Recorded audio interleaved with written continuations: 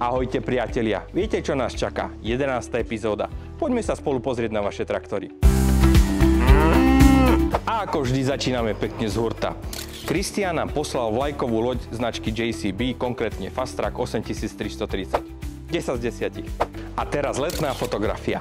Vojta nám poslal svoj Zetor Crystal 8011 so zhrňovačom Pettinger.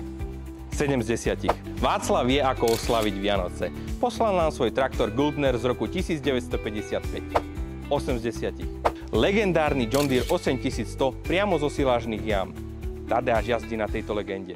8 z 10. Štepán má doma tohto bielo-červeného krásavca z Rakúska. Konkrétne Steyr 170 CVT.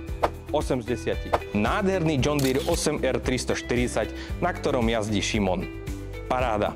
10 z 10. Peter doma jazdí na takomto krásnom vymazlenom klase Arion 450. 9 z 10. Šimon jazdí na jame na tomto krásnom Fende 900-kovej rady. 10 z 10. Jakub má byť na čo hrdý.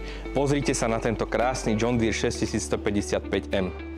10 z 10. Roman má doma túto legendu československých polí, konkrétne Zetor 121. 8 z 10. Multitalentovaný traktor.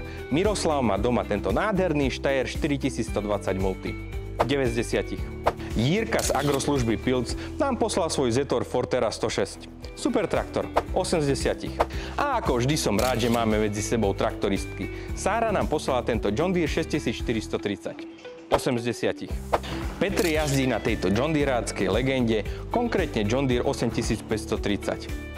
8 z 10. Milan má doma naširoko obutú krásnu 161. 8 z 10. Matej nám poslal svoj Fendt 900 Vario, ktorý by si zaslúžil umyť. 10 z 10. Marián overuje vlastnosti svojej Fortery priamo v lese. 8 z 10. Marek nám poslal z repky svoj 6R-kový John Deere. Nádherný stroj. 10 z 10. Jakub má doma túto všeststrannú 52. Super traktor.